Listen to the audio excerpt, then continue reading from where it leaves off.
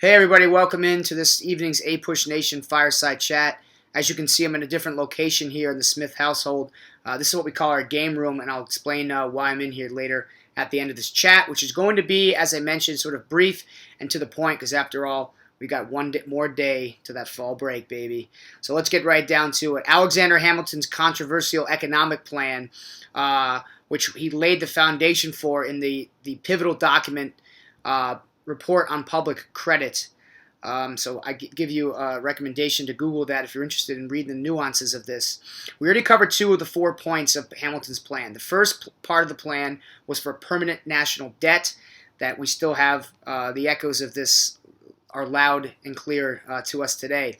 Now, to give you some context here, in the early 1790s, the United States was looking at about a $54 million debt from the war. When you factor that in to modern inflation and whatnot, you're looking at roughly $800 million. So no small chunk of change.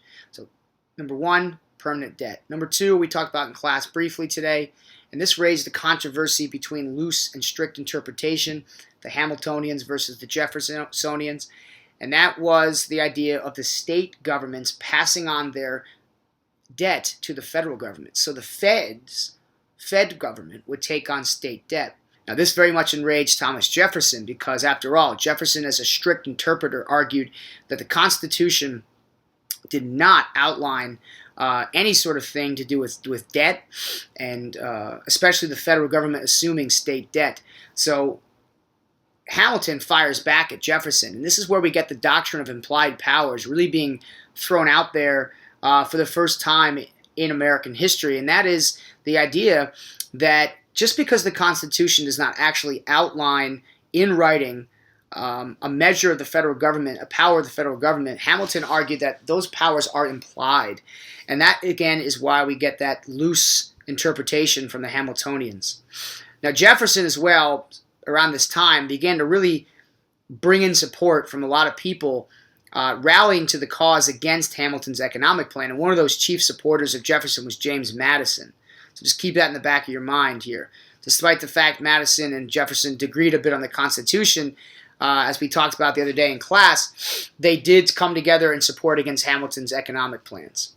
So point 1 is a permanent national debt, and point 2 is the state debts move over to the federal government. Third point has to do with tariffs. Now, a tariff, just think of it like a tax, especially a tax on imported goods. Hamilton's main agenda with the economy, to strengthen the American economy, was to promote the growth of America's industry, its domestic production. America could not lean very much longer, if at all, on the British for imports and exports because of the breaking of the relationship with the American Revolution. So Hamilton wanted to promote American industry. He wanted to protect the growth of New England's lumber industry, shipbuilding industry, fishing industry, and the growing but small industrial sectors in places like New York, where Hamilton was from. Now, this in theory sounds pretty good. You want people to buy American, sell American products, but the problem with it was politically, again, Americans were very nervous about taxes. So the concept of a high tariff really frightened a lot of people. And in particular, Jefferson argued that Hamilton was starting to deconstruct this sort of flowery concept that America was built on the backs of farmers, because a lot of people who came to Jefferson's side here argued that Hamilton was breaking down what was known as the agrarian society in America. Now, agrarian is just a fancy word for farming, but this sort of blue-collar yeoman ideal that we know was embedded in New England, and we know that in the middle colonies, the tenant farming was so crucial to their economy. And then, of course, in the South, this idea of hardworking, blue-collar Americans that were not elitist by birth, that was not what Hamilton was projecting with plans to create these high tariffs that would go back and protect industry. There was a great fear that with Hamilton's plan, American society would tend to go more elite. And this is a wedge that is driven between the Hamiltonians and Jeffersonians over the idea that Hamilton will be portrayed as an elite figure. And the irony here is that Jefferson and Madison and people who supported Jefferson tended to be these old gentry class people that in fact were quite elite with the amount of land they owned and slaves and how much money they were making. But that's not what mattered. What mattered was in the mind of the public debate over Hamilton's plan. They convinced people that Hamilton was in fact creating an elitist environment within the United States. Now, a great example of an event that surrounds the taxation plans that Hamilton produced in his economic plan takes place in the 1790s, early 1790s, and it took place in Pennsylvania, so just outside of where Hamilton was based in New York. Now, one of the really important events that we can tie directly to the controversy over Hamilton's taxation system with the high tariffs takes place in Pennsylvania beginning around 1791. A number of whiskey farmers who produced goods for the sale of whiskey, became disaffected by the high taxes that were being placed on their products. And as a result, these disaffected farmers began to, as many Americans have before them, sort of lead protests, threaten boycotts, and even in some cases begin to threaten violence if these taxes weren't lowered. And this event becomes known as the Whiskey Rebellion. So disaffected Pennsylvanian whiskey farmers threatened violence in the state of Pennsylvania. Now, Hamilton sees the response to his taxes, and he's obviously thinking, wow, this could turn into an ugly scenario. Jefferson, you can imagine, is smiling over what's going on to his enemy, Hamilton. But Hamilton, of course, is currently the Secretary of Treasury. And so he turns to George Washington and says, hey, George, we need to send in the military to deal with these rebellious whiskey farmers. But over time, Washington sort of remains patient. He tells Hamilton that, no, let's leave this a state issue. Let the Pennsylvanians send in their militia. Well, over time, in fact, when the rebellions first started, the protests first started in 1791, they eventually spill all the way into 1794. And that's really like the crescendo of this whole whiskey rebellion. Eventually, Hamilton was able to curry enough favor with Washington for Washington to send in the troops, the federal troops. But mind you, it wasn't just federal troops. It was actually George Washington himself went down to Pennsylvania to sort of break up this growing rebellion. And now again, Jefferson is watching this, and you can imagine what Jefferson and Madison are thinking. Holy smokes, we've got the federal government sending in federal troops to deal with a little rebellion.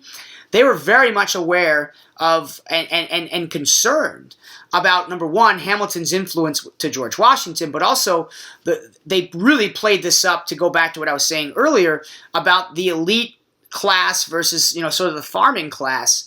And they really became very weary of Hamilton after the fact that he called for troops to be sent in, and George Washington eventually obliged. But this all again comes back to the third part of Hamilton's plan, which is taxation through tariff. The last and the fourth part, which again, this raised a lot of questions of implied powers, Hamilton proposed the creation of a new national bank. The Constitution has nothing in it whatsoever about banks, but Hamilton argued the government needed a bank so that it could give loans to other governments. It could borrow money from other governments as well. It could help deal with the tariffs and the taxations. And so a national bank was created under Hamilton's plan in 1791. Now, part of the approval for this had to be ratified by Congress, and George Washington himself was quite hesitant to sign the bill for the national bank. But it did go through, but not without a little bit of compromise. First of all, the deal was that in 20 years they would once again look at the issue of the bank, that the government would take another vote in Congress on whether the bank should persist. And the second part of the compromise was that Jefferson and Madison more or less demanded out of Hamilton that something be done if he wanted support in the South.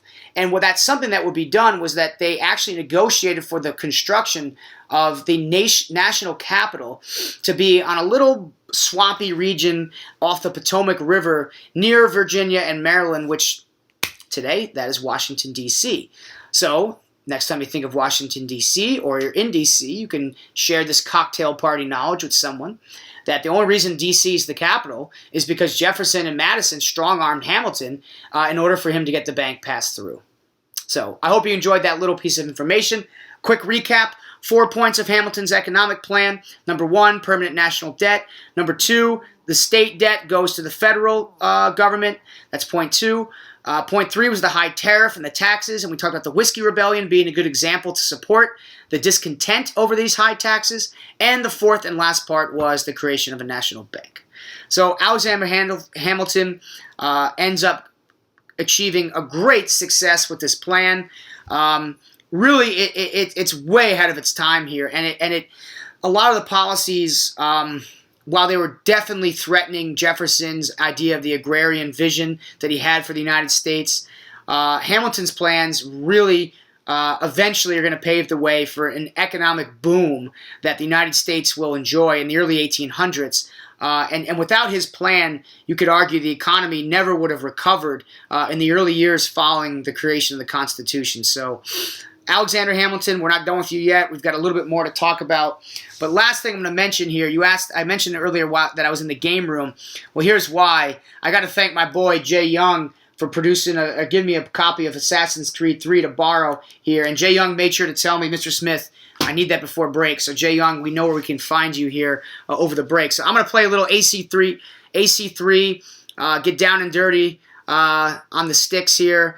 For the rest of you, I hope you guys have a good evening, and I will catch up with you tomorrow in class, and then we're on break. So enjoy the evening, and remember, the past shapes the future.